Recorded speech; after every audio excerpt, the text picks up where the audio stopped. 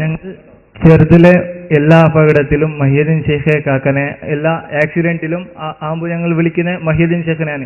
മഹീദ്ദീൻ ഷെയ്ഖ് തങ്ങളെ എന്നാണ് വിളിക്കുന്നത്. ഉമ്മ പറഞ്ഞു തന്നതുകൊണ്ട് അതേ ഹോബിയായിരിക്കും. എന്നിട്ട് എന്താകും, എല്ലാ അപകടത്തിലും ഞങ്ങൾ മഹീദ്ദീൻ ഷെയ്ഖിനെ വിളിക്കും. എന്നിട്ട് ആ അപകടത്തിൽ മഹീദ്ദീൻ ഷെയ്ഖ് തങ്ങളെ വിളിച്ച് ഞാൻ മരിച്ചു, മഹീദ്ദീൻ ഷെയ്ഖ് തങ്ങളെ എന്ന് വിളിച്ച് ഞാൻ മരിച്ചു, അല്ലെങ്കിൽ അള്ളാന്ന് വിളിച്ചാനോ അയാൾ സ്വർഗത്തിലാണോ, മഹീദ്ദീൻ ഷെയ്ഖിന് വിളിച്ച് മറിച്ചാലാണ് സ്വർഗത്തിൽ. രണ്ടാളും സ്വർഗത്തിലാകുന്നു എന്നാണ് അതിന്റെ മറുപടി. മുഅ്മിനാണെങ്കിൽ എന്ന് പറഞ്ഞാൽ നേരത്തെ ഇസ്ലാം സ്വീകരിച്ച ആളാണെങ്കിൽ. അപ്പോ രണ്ടും ശരിയാണ്. എന്റെ സുഹൃത്ത് മനസ്സിലാക്കണം, ഒന്ന് നേരെ അള്ളാഹുവിനോട് ചോദിക്കുന്നു, അത് ശരിയാണ്. നമ്മളാണ് ഏറ്റവും കൂടുതൽ അള്ളാഹുവിനോട് ദുആ ചെയ്യുന്നത്. മുജാഹിദുകൾ സാധാരണ അങ്ങനെ ഒരു തെറ്റിദ്ധാരണ ഉണ്ടാക്കാറുണ്ട്. എന്ത്, സുന്നികൾ അള്ളാഹുവിനോട് ദ്വാരക്കാത്ത ആളുകളാണ്. പക്ഷേ ഏറ്റവും കൂടുതൽ ദ്വാരക്കുന്ന ആളുകൾ നമ്മളാണ്. മുജാഹിദുകൾ സലാം വീട്ടിയാൽ മൂടും തട്ടി എഴുന്നേറ്റ് പോലാണ്, നമ്മൾ ദ്വാരക്കലാണ്. അപ്പൊ ദ്വാരക്കുന്ന ആളുകൾ നമ്മളാണ്.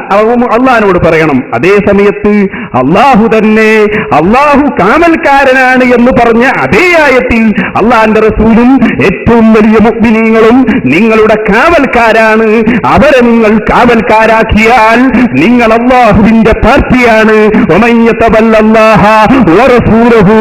എന്ന് പറഞ്ഞ ആ രൂപത്തിൽ പ്രിയപ്പെട്ട സഹോദരന്മാരെ നിങ്ങൾ ചിന്തിക്കണം. ആ രൂപത്തിൽ നിങ്ങൾ ചിന്തിക്കുക. അങ്ങനെ അവരെ സഹായിയാക്കുന്നവരും കാവൽക്കാരാക്കുന്നവരും അള്ളാഹുവിന്റെ പാർട്ടിയാണ് എന്ന് പറഞ്ഞതുകൊണ്ട് ആ രൂപത്തിൽ അള്ളാഹനെ അനുസരിച്ചവൻ മുസ്ലിം ആയതുകൊണ്ട് രണ്ടാളും സ്വർഗത്തിലാണ് എന്നാണ് അതിന്റെ മറുപടി.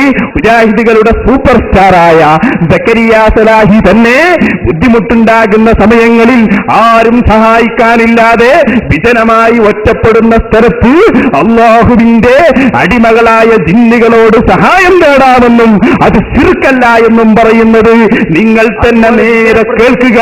മുജാഹിദുകൾ പടുത്തുയർത്തിയ ആശയങ്ങളെ അവർ തന്നെ കുഴിച്ചു മൂടുകയാണ്. അതുപോലെ വിജനപ്രദേശത്ത് ഉണ്ടായേക്കാനിടയുള്ള ജിന്നുകളും മലക്കളും ഉൾപ്പെടെയുള്ള സൃഷ്ടികളോട് അവർക്ക് കഴിവ് നൽകപ്പെട്ട വിഷയത്തിൽ സഹായം ആവശ്യപ്പെട്ടാൽ അതും പ്രാർത്ഥനയാണെന്ന് പറയാവുന്നതല്ല. അപ്പൊ ഒരു വിജനപ്രദേശത്ത് നിങ്ങൾ അകപ്പെട്ട അള്ളാന്റെ അടിമകളെ എന്നെ സഹായിക്കൂ എന്നൊരു വാക്ക് ഉപയോഗിച്ചാൽ അവിടെ മറഞ്ഞിരിക്കുന്ന ജിന്നുകളോ മലക്കളോ ഒരു പക്ഷേ നിങ്ങളെ സഹായിച്ചേക്കാം. കണ്ടോ?